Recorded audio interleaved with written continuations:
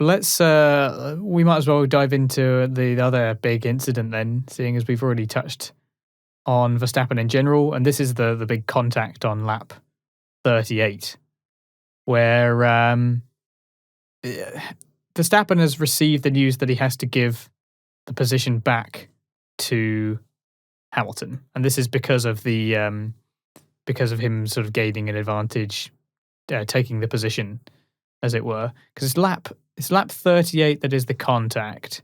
And this is because of what happens lap 37, where Hamilton tries to get past Verstappen, and he's like sort of stonewalled into turn one, and because Verstappen goes off the track. So I assume it's because of that, basically. Yeah, because Verstappen, I think Lewis had Verstappen into turn one, or was certainly alongside him, or more. But then Verstappen exited turn one, or turn two, technically. I'm not sure how it works, with a greater lead, a greater advantage than he did going into it. So he'd left the track and gained a significant advantage. And obviously Lewis rejoined, further back than what Max did. Yeah, he like took the lead and then had to give it back. I'm just looking through my notes to try and get the exact construction of events. But anyway, he had been told that he had to give the position back to Hamilton. And it seemed that as we pieced it together after the event, it appears that they told Red Bull, who told Verstappen, and then there was some kind of delay, or they were telling Mercedes right at the very moment that this sort of collision took place, it sounded like. So there was some confusion going on. But Verstappen, first and foremost, slows down, but it's not exactly, I wouldn't say he'd moved over to the side of the track. He was still pretty much in the middle of the track, and there is absolutely enough room for Hamilton to go past, but he doesn't. And there seems to be a moment of confusion where a combination of them both potentially gaming this DRS detection point, and also maybe Hamilton has got a little bit nervy fighting against Verstappen, because he maybe gets a sense that he's not sure what he's going to do and what kind of moves he might make to protect his position. It's possible that you could argue that he saw Verstappen going slowly and he should have just gone straight past him. What if he had an engine issue or whatever? But I don't know, it's very difficult to get inside the heads of these drivers when they're the ones actually racing one another, and what they must think about the circumstances, how much time they really get to think about such a circumstance. So the confusion seemed to reign over this particular lead up to that particular collision. And also, I think that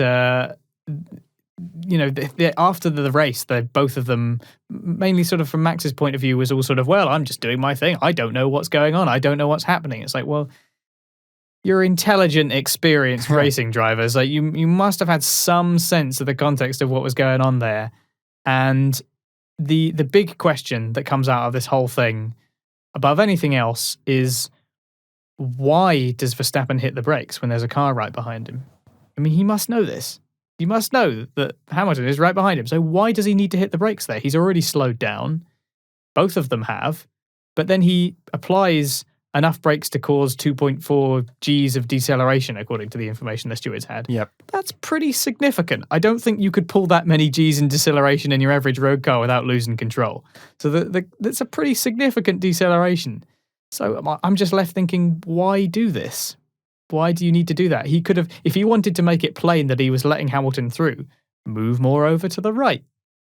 But he doesn't do that. He presses the brake. So it's a weird old scenario that builds up to it with confusion. But then the penalty goes to Max, because why would you do this? Yeah. Why would you press the brake? What's your sort of take on this collision? It's so strange, and it was unbelievable watching this live, because I don't think anyone had any clue. Because at the point of this being live, no one had any idea that Max had been asked to move over. This was all happening on our screen with no team radio whatsoever. Now I think there's two parts to this. We can have a look at the FIA and how it was communicated, and we can have a look at the drivers. Now I want to talk about the FIA. I think they made one mistake. And that was telling the lead car first that he had to give that position back, and not telling the chase car. I can't think of any other reason as to what. I can't think of any reason as to why you would tell the lead car first, because then the lead car is going to react, causing a chain reaction to the car behind. If they had called up Mercedes and says, right, James, I don't know who the chief technical engineer or whoever talks to the FIA from Mercedes. But if they say, right, we're going to tell Red Bull to switch to the positions. So let Lewis know that he can expect Max to slow down at some point and you will switch to positions. We will get onto Red Bull now. Brilliant. Lewis is prepared. He's ready. He's just chasing Max. He's waiting for the switch. Why in the world they decided to let Max know or let Red Bull know first? Max was always going to execute that maneuver in Sector 3 because that's the best place to then re-overtake into Turn 1. That's strategic. That is strategic racing. Whether I think that's fair or not, I don't know. I'm sure we'll brush on that in a second. But obviously they let Max know first, and Max slowed down, and it kind of caused all kinds of confusion for Lewis. Now, initially when I saw both of them slow down, I thought, I wonder if Lewis is like a little bit apprehensive. Not necessarily because of Max, but Lewis has seen a car which he's been racing at full speed for the last God knows how many laps slow down to a quarter of the speed they were racing. Is there something ahead he can't see? Is there a yellow flag? Is there something on his dash he's missing? Is it gone down to virtual safety car? Is there a full safety car and Lewis has missed it? Initially, that's why I thought Lewis slowed down, because he was so taken back that Max had just slowed down in the middle of the track. So it wasn't like he was willing to give up that space or making it abundantly obvious that that space was being, that they were going to switch. It didn't look like an offer, did it? It didn't look like an offer at all. And Max said he wasn't on the racing line. And I beg to differ, because the track's not that wide, and actually, look at the issues we had during qualifying. There weren't cars on the racing line, and yet they were still in the way. So actually, if Max... Also, it's a straight. Exactly. So the racing line is less relevant in a straight because it's a straight. But initially, I thought maybe Lewis was a little bit apprehensive because he thought something was happening ahead of Max, and they sit quite low down in the cockpit, and they might have not been able to see. And given that we've just had 2 virtual safety cars and 2 full safety cars and 2 red flags, it wouldn't have been that unusual for another flag to be thrown, and that's why they might be slowing down. But like you said, moving on to the 2.4 G worth of braking, when your championship rival is directly behind you, it's close enough behind you that actually if you apply that amount of brake pressure, you know he's going to hit you. And is it easier to change a tyre than it is to change a wing? I don't know. It was very strange, very bizarre. I instantly went back to Baku when Vettel and Lewis kind of bounced off each other in that bizarre set of circumstances. But this was even stranger. Like, this was just so strange. And how... Well, also, it's worth mentioning that we don't know exactly what's going through their heads. But as I said before, they're both experienced, intelligent racing drivers. Verstappen, I'm not saying that he did this maliciously or intentionally, but it has to be factored in that if there was more damage there, and I think this is why Toto and everyone in the Mercedes garage was so angry, is because they thought that was it. I thought that was it for Lewis. Because if Lewis had more damage, and goodness knows how it didn't do more damage than it actually did, what that front wing and the front suspension is made of, that would have decided the championship. Because if Verstappen had carried on and stayed in that position, which it looked like that he would have done, he would have comfortably won the race, I think.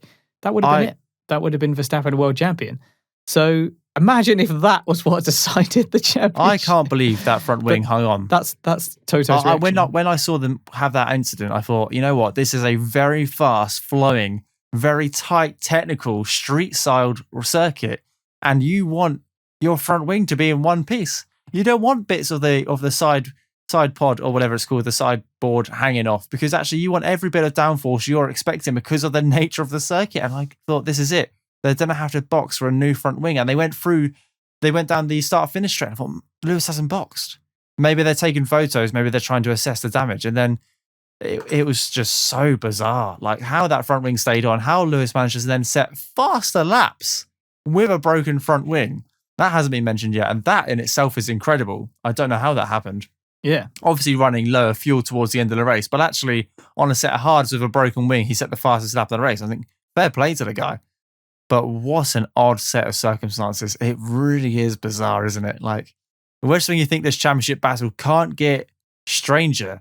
I mean, we ended up 2 cars on top of each other in Monza. I mean, in Silverstone, Max went into a wall at at 70 G or whatever it was. 51 G. And now we've got Hamilton and Max coming together on a 2.4 G impact. Like, what is going on in this championship? We haven't even mentioned, well, you alluded to it earlier, that DRS detection line was only 100 meters up the road. And maybe Max thought, I'm going to brake here. Lewis has done a go past. I'll pick up DRS, straight past him into turn 1. Job done. I've paid my dues. Back into the lead. And maybe Lewis was thinking even further ahead. Max is slowing down. He's slowing down because of the DRS zone. I'm not giving him that. I will quite happily trundle along behind him, pick up the DRS, and then I'll overtake him on the straight and lead through sector 1. Who knows? We're not racing drivers. We're certainly not in the head of Lewis and Max. But oh man, what a couple of laps they were. It was so bizarre. And like you said, throughout this whole thing, it was only after the incident happened that we started hearing this radio feedback come through on the TV. We had the FIA with Red Bull and the FIA with Mercedes, and everyone was getting quite high rate. It was drama. It was drama indeed. It wasn't racing. It was terrible racing, and it was not good for the sport. But it was drama. Yeah, it did come across in quite a farcical fashion, and I think both of them are going to be gaming it to some degree. I think they're just both too smart and experienced not to come out of this thick as thieves and be like, well, I don't know what was going on. I just saw him stop. Like, do you think Hamilton has to shoulder any blame for this particular incident, or is it more in Verstappen and the stewards' territory?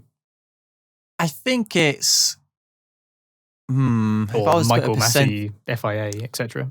I think I was on a bit of percentage on it. I'd say it's probably 30% Lewis, 70% Max, because Max did brake quite sharply at the end, and Lewis did drive into the back of Max Verstappen when he could have quite easily gone round to the left-hand side. Even though it is a tight circuit, but there was space there, like you mentioned. Well, the assumption is that he hit him because Verstappen put the brakes on.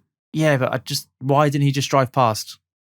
And I know we talked about that. He might have thought there was a virtual safety car, or they were slowing down due to a hazard, or he wasn't quite sure whether they were. The question remains gaming. Why he didn't simply just see a slow car in front of him and was like, oh, he's got a problem. Past. Off we go. Yeah, exactly. That question still remains. But whether they were gaming the DRS, who knows? Yeah. Who knows? Which is why I don't think Hamilton's completely just confused at all. I guess. But I'm confused. And we're 24 hours after the race, and Max has obviously got a 10-second penalty, and that's what he got a penalty for, was pressing the brake in that scenario, which is the strangest aspect of it for me. That is the strangest and most unexplained bit. Why would you put the brakes on there? If you wanted to signal someone to go through, there's much safer and better ways to do that. Absolutely. And just going back to Baku with Lewis and Vettel, and Vettel got a 10-second stop and go for banging tyres with Lewis Hamilton, and that didn't cause any damage to the car. Unfortunately, during that race, Lewis's head restraint hands device came loose, so actually Vettel's 10-second stop and go was kind of mitigated by Lewis having to box and get his hands device fixed. But Max, it was like the bit around the edge, it was just the I forgot what it's called now, but it's just like everyone like knows what we're talking basically. about. Yeah, it just the headrest bit came loose. It gets slots in after they jump in the car, don't they? It goes over the head and almost keeps them in. It's the bit they remove when they get out of the car by themselves. But for having a 10-second penalty for actually braking, causing a collision, and damaging another car, when actually a couple of years ago someone got a 10-second stop and go, makes me wonder whether the FIA or the stewards who were investigating this was very much like, actually, they're equal on points. This is going to be incredible for the final. Let's not give them a 10-second stop and go, because actually that might drop them into 3rd or 4th place. And on top of his 5-second penalty anyway, for going off the track and gaining a last-in advantage, that would put the championship into Lewis's hands. And, it wouldn't be as much of a fight going into the final race if Lewis had, say, a 10-point lead or a 12-point lead.